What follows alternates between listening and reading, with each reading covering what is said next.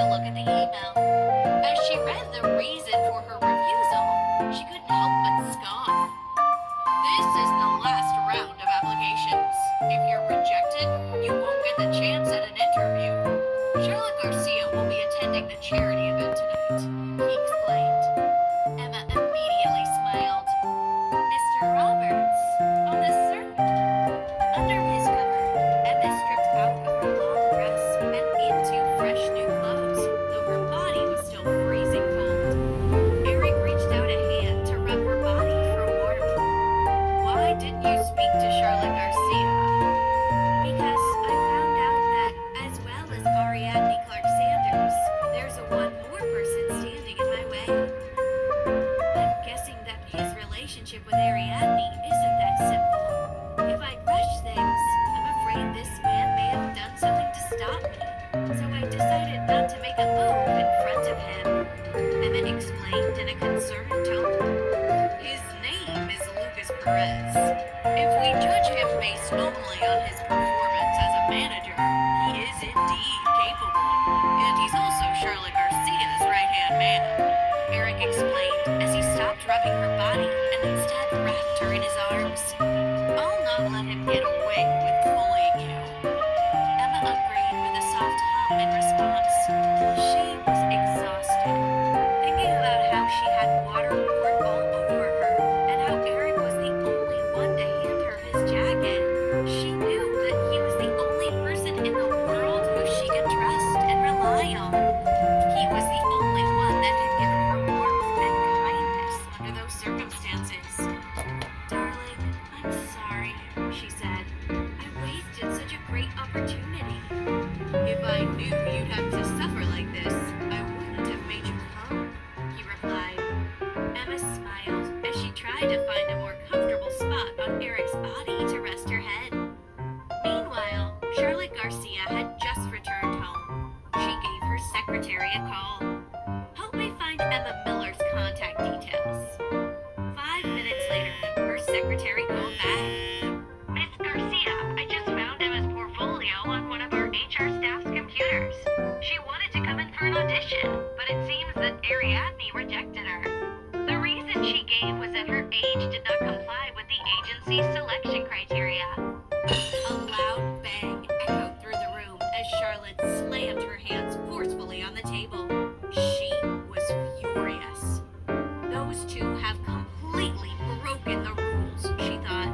How dare they work together and lie to me? To her secretary, she said, don't let Ariadne Clark Sanders or Lucas Perez know that I found out about Emma's portfolio.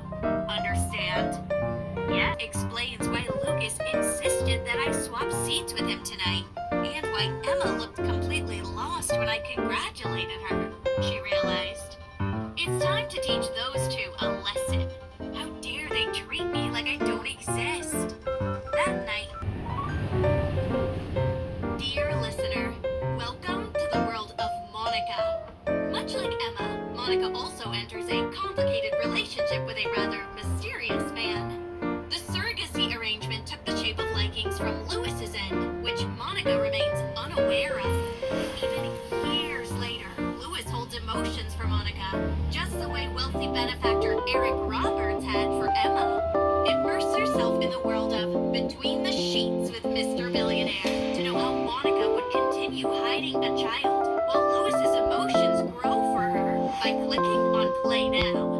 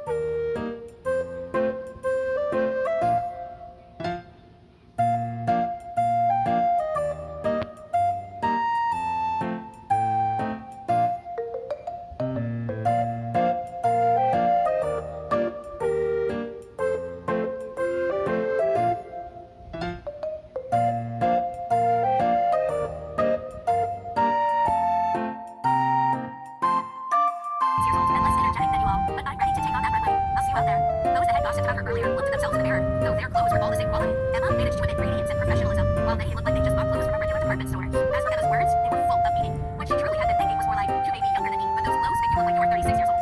Their level of confidence was extremely low. Below the stage, Eric was waiting patiently. After Lisa complained to him about what happened backstage, he scrunched up his eyebrows and thought, this Ariadne Clark Sanders really needs to be dealt with.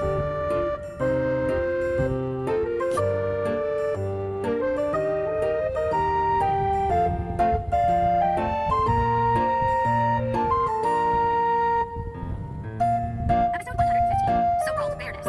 Ariadne didn't sense she was in danger at all. She had no idea about Emma and Eric's relationship, or that he was a fierce, protective husband. Truthfully, she believed she was on the same level as Emma. She honestly felt that she would have used the same tactics if it were for the sake of her own advancement. Regardless, she still despised Emma, the way she often despised herself. She felt Emma was simply too secretive, and her methods were too calculated.